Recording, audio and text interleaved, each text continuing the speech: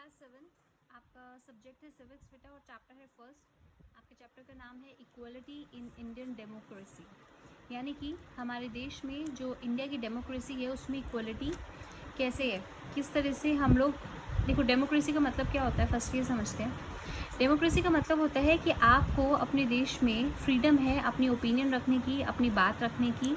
ऐसा नहीं है कि आपसे अगर आप अपनी ओपिनियन रखोगे तो आपको उसके लिए मना कर दिया जाएगा या आप अपनी ओपिनियन नहीं रख सकते। आपके जो मन करता है आप वो अपने कंट्री में करते हो। आपको अगर कोई पर्टिकुलर कोर्स करना है आप वो भी कर सकते हो।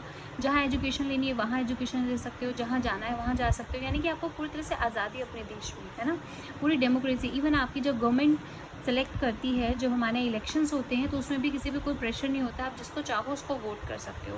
गवर्नमेंट आपको आगे ये नहीं कह सकती कि आपने इसको ही वोट देना है या उसको वोट देना है। आप जिसको चाहो उसे वोट कर सकते हो। तो वो बोलते हैं डेमोक्रेसी, इंडियन डेमोक्रेसी में किस तरह से इक्वलिटी है, ठीक है, यानी कि भेदभाव नहीं है, बराबरी कैसे है।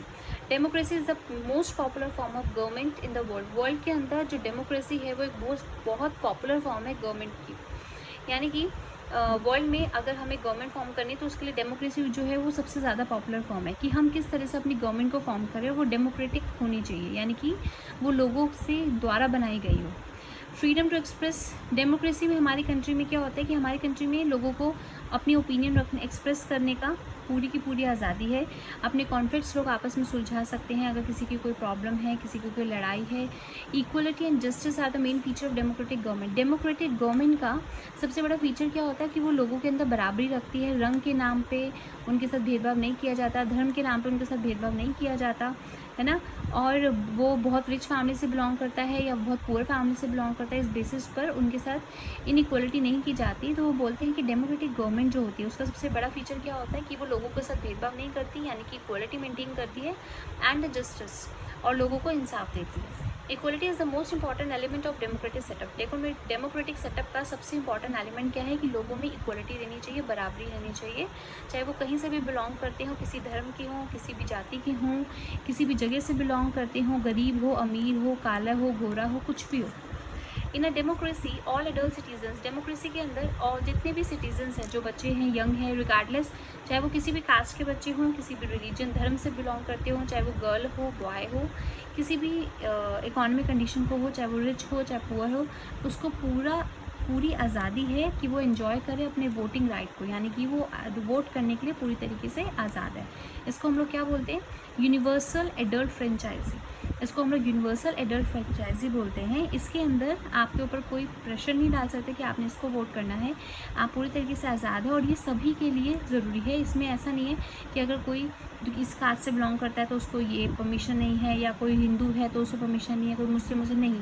इस यूनिवर्सल एडल्ट फ्रेंचाइजी जो आपका है, इसके अंदर एक प्रिंसिपल आता है कि हर person one vote has equal value. हर एक इंसान का अपना एक वोट उतनी ही अहमियत रखता है जितनी दूसरे की एक अहमियत रखता है वोट की। यानी कि मेरा वोट भी उतना ही इंपॉर्टेंट है गवर्नमेंट के लिए जितना आपका इंपॉर्टेंट है, जितना आपका इंपॉर्टेंट उतना ही मेरा इंपॉर्टेंट है, ठीक है। इसमें ऐसा नहीं होता कि कोई अमीर है तो उसका वोट ज़्यादा इंपॉर्टेंट है, जो गरीब है उसको इंपॉर्टेंट नहीं, ऐसा नहीं होता। It is based all democratic government M.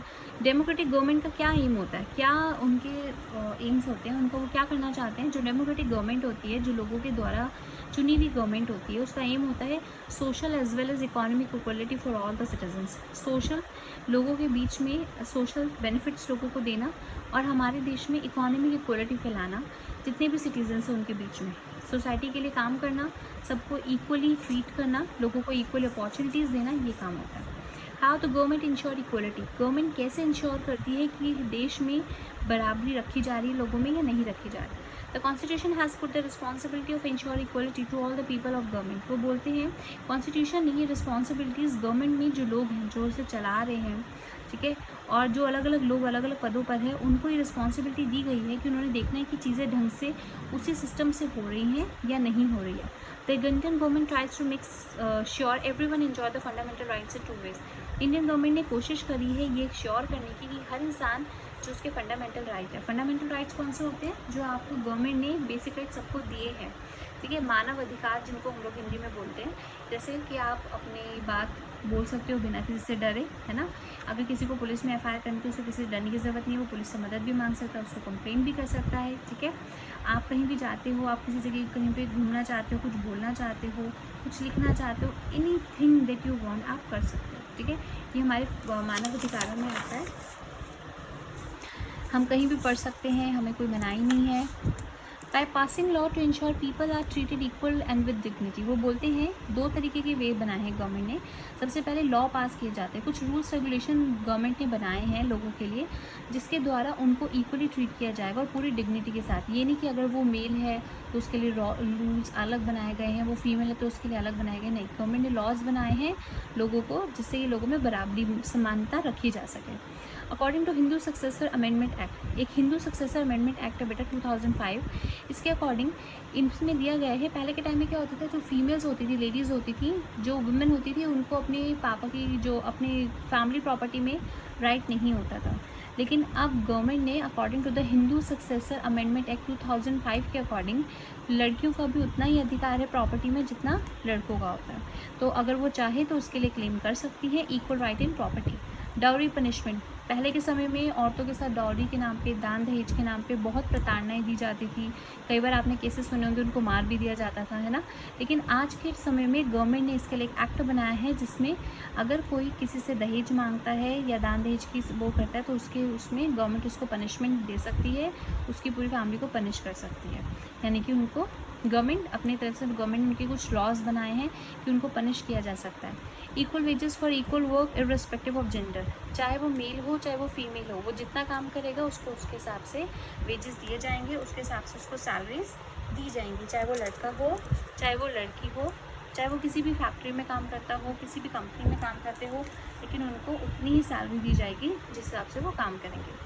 इससे फ़र्क नहीं पड़ता कि वो कौन से जेंडर है, लड़का है या लड़की है, ठीक है। और ये सब गवर्नमेंट ने कुछ लॉज बनाए हैं, इस एक्ट 2005 के अंदर लिखा है। इक्वल राइट टू वोट, हर इंसान को राइट है वोट देने का, ठीक है। ये ऐसा नहीं है कि अगर कोई गरीब है तो वो वोट नहीं दे सकता, सिर्फ अमीर लोग वोट दे सकते हैं या फिर अमीर नहीं दे सकते, ठीक है। ऐसा कुछ नहीं है, हर कोई वोट दे सकता है। इसमें एक स्टोरी है बेटा, कान्हा एंड आरती।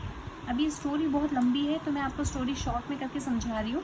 जब आप लोगों के पास बुक्स आ जाएंगी तो आप उसमें से रीड आउट कीजिए और प्लीज़ अपनी बुक्स परचेज़ करने की कोशिश कीजिए, क्योंकि मैं पूरा चैप्टर आपको लिख के कॉपी नहीं पेस्ट नहीं कर सकती डर, मैं भी सिर्फ नोट्स मेकिंग के बेसिस पे आपको चैप्टर क्लियर कर दूँ। Kanha and Aarti 2 husband wife हैं।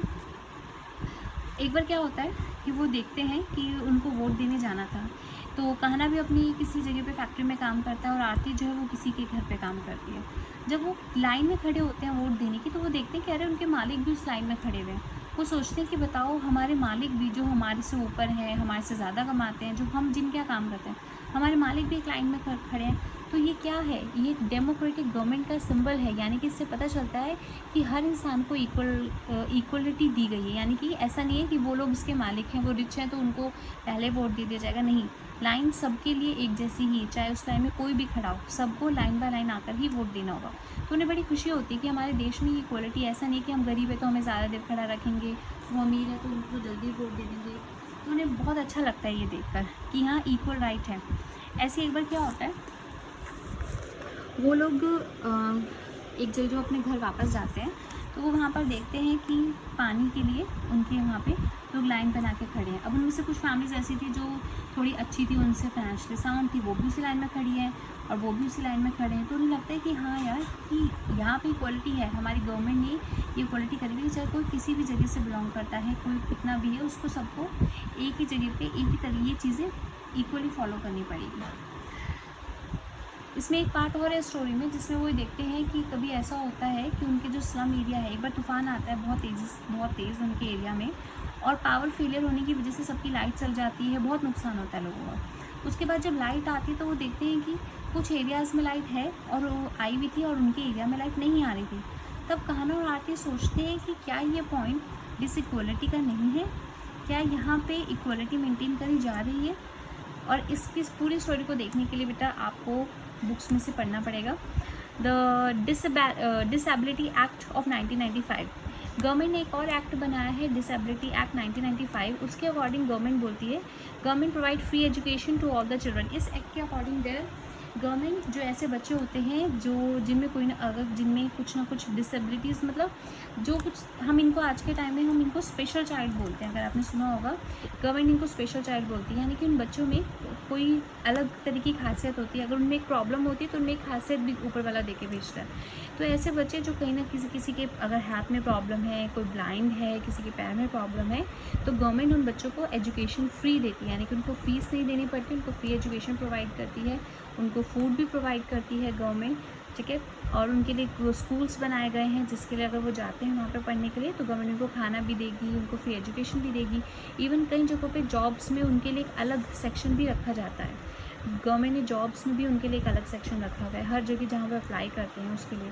इसका मतलब क्या है कि गवर्नमेंट लॉज बना रही है, एक्ट बनाए जा रहे हैं। इन सब से पता चलता है कि हमारे देश में डेमोक्रेसी किस तरह से बिल्ट हो रही है, किस तरह से गवर्नमेंट इक्वलिटी मेंटेन करने के लिए एफर्ट्स करती है कि लोगों को ये ना लगे कि किसी के साथ भेदभाव किया जा रहा है। इसका जो बेटा रिमेनिंग चैप्टर है वो मैं आपको नेक्स्ट वीडियो में दूंगी। अभी के लिए इतना चैप्टर, और बहुत ज़्यादा डिटेल के लिए बेटा dear you need to purchase the books, okay.